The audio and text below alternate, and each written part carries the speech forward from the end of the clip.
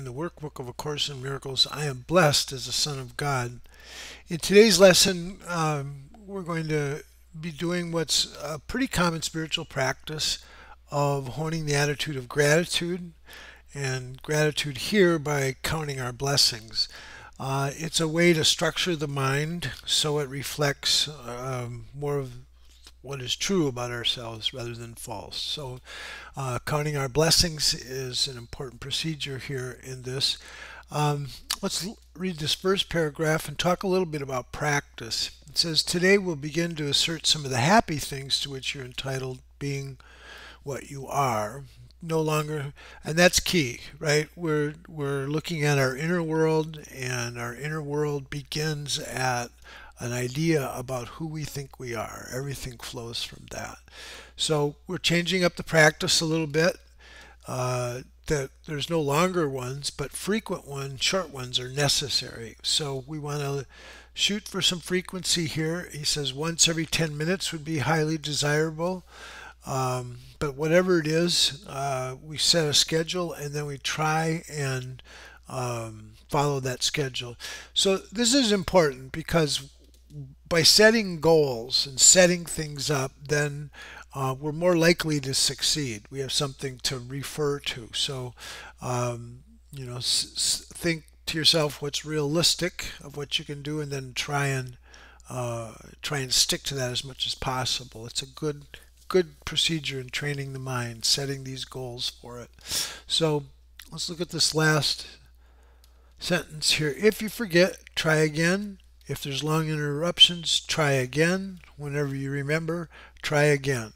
So it's really emphasizing the need for practice and that we need consistent effort in doing this. And the reason being that this illusion of who you are inside, the ego, it itself is very active in trying to assert itself, and we have to become aware of that ego's operations in our mind and counteract it with the truth here. So it might be important to take a look at the text in chapter 12 here.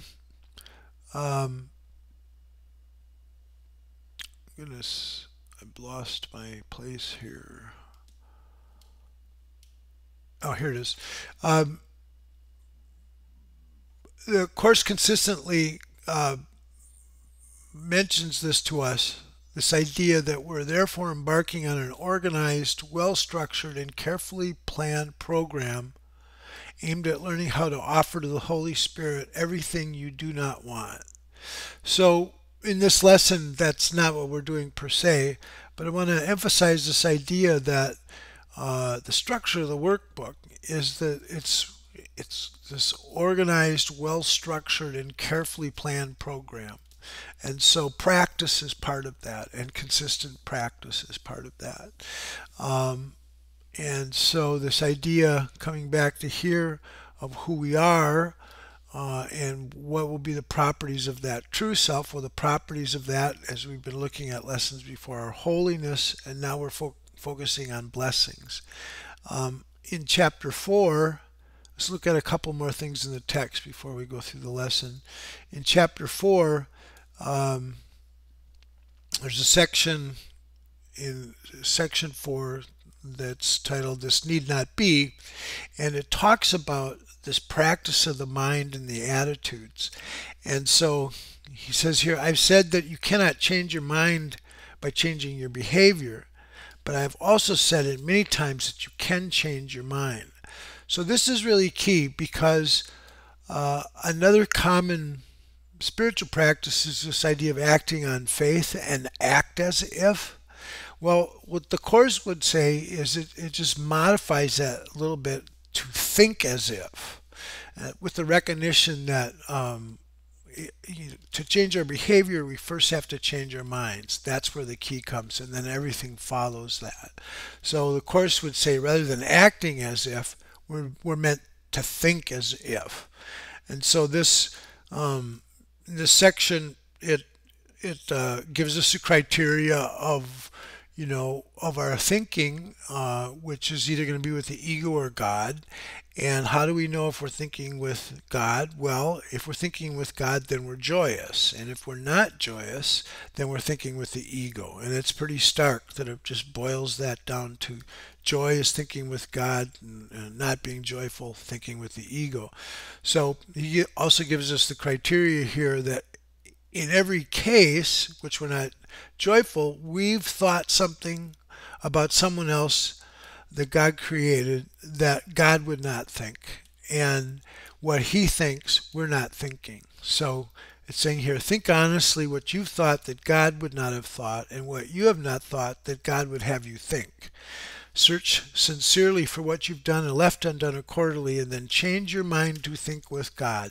That's kind of what we're doing in thinking about how we're blessed as a child of God. So he goes on to say, this may seem hard to do, but it's much easier than trying to think against it. So it's really much easier than letting the ego run wild with its thoughts. So the other thing he emphasizes goes, your mind is one with God's. Denying this has split your mind. And then here's Jesus saying, as a loving brother, I'm deeply concerned with your mind and urge you to follow my example as you look at yourself and your brothers, sisters, and see in both the glorious creations of a glorious Father. So that's how we're supposed to be thinking of ourselves and others and seeing ourselves. And then one more thing in chapter 4 here. He goes on to say here that the habit of engaging with God and his creations is easily made if you actively refuse to let your mind slip away. Okay, so that's part of what key in this practice is, not letting our attention wander, to bring it back to the truth of who we are by asserting, our blessings as a function of who we are. So it's not a problem of concentration; it's a belief that we're not worth it. So this. If we recognize our worth, we'll recognize that we can consistently apply ourselves to this practice. Okay, so back to the lesson. Try again. Set up a schedule where we frequently will be reminding ourselves of our blessings as a child of God.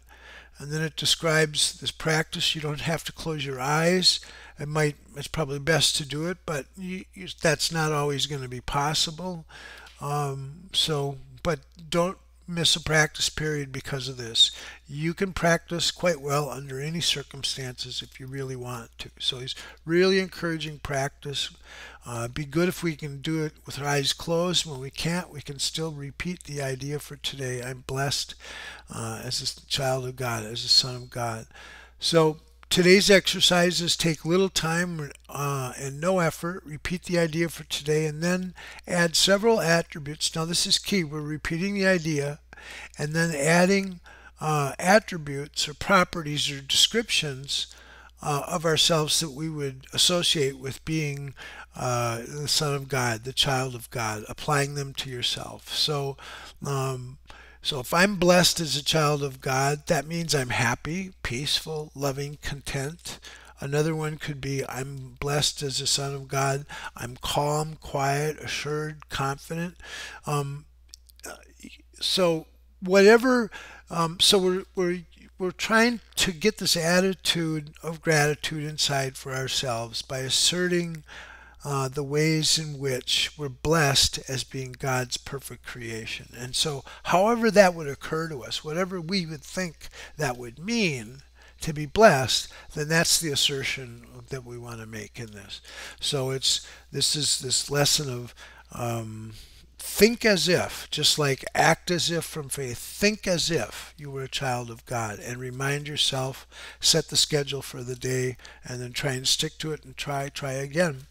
All right, so if only a brief period is available, merely telling yourself that you're blessed as a son of God will do. So there's a wide range of possibilities in practice. We can just repeat this idea, I'm blessed as a son of God, and then if we have time or willingness, we can assert the things that would be true of us as being blessed as a child of God.